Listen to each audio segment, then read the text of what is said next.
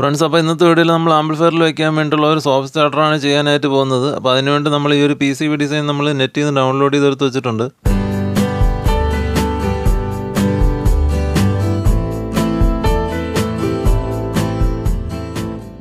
അപ്പോൾ ഇത് power സപ്ലൈയും soft സ്റ്റാർട്ടറും കൂടി ഒന്നിച്ച് വരുന്ന ഒരു ഡിസൈനാണ്. അപ്പോൾ നമുക്ക് ഇതിൻ്റെ സോഫ്റ്റ് സ്റ്റാർട്ടർ വരുന്ന ആ ഒരു ഭാഗം മാത്രമേ ആവശ്യമുള്ളൂ. അപ്പോൾ അതുകൊണ്ട് നമ്മൾ ആ ഒരു ഭാഗം മാത്രം കട്ട് ചെയ്തെടുത്തിട്ടായിരിക്കും നമ്മൾ PCB ചെയ്യുന്നത്.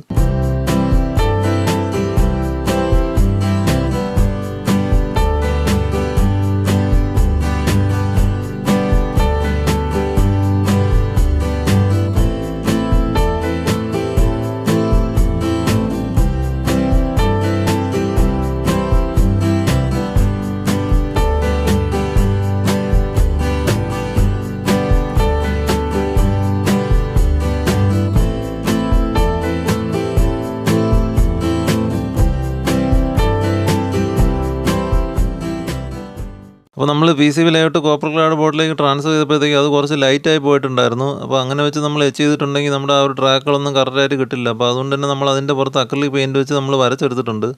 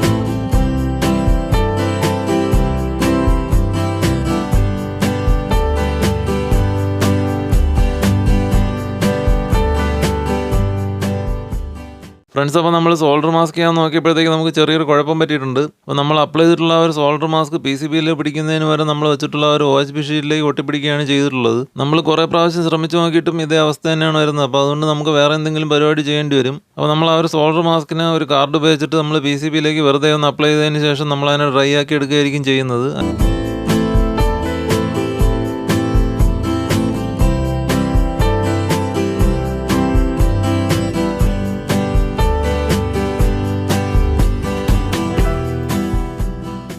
അതിനുശേഷം നമ്മുടെ ആ ഒരു സോൾഡറിങ് പാഡ്സ് വരുന്നിടത്തുള്ള ആ ഒരു സോൾഡർ മാസ്കിനെ നമ്മൾ വെറുതെ ഒന്ന് ചുരണ്ടിക്കളയായിരിക്കും ചെയ്യുന്നത്.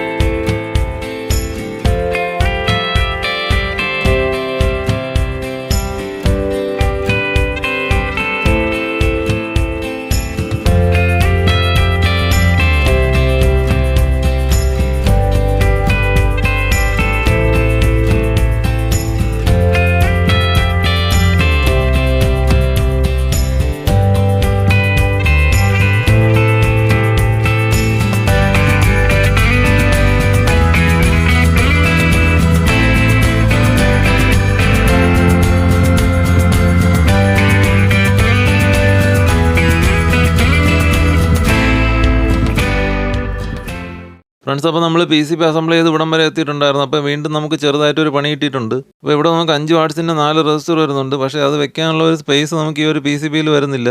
പിന്നെ ഇത് എങ്ങനെയെങ്കിലും അഡ്ജസ്റ്റ് ചെയ്ത് നമുക്ക് 4 ഇതിൽ കൊള്ളിക്കാമെന്ന് വെച്ചാലും നമ്മുടെ ആ ഒരു നട്ട് ഇടുമ്പോഴത്തേക്ക് ആ ഒരു നട്ട് നമ്മുടെ ഈ ഒരു റെസിസ്റ്ററിൻ്റെ ലെഗിൽ തട്ടുന്നതായിരിക്കും.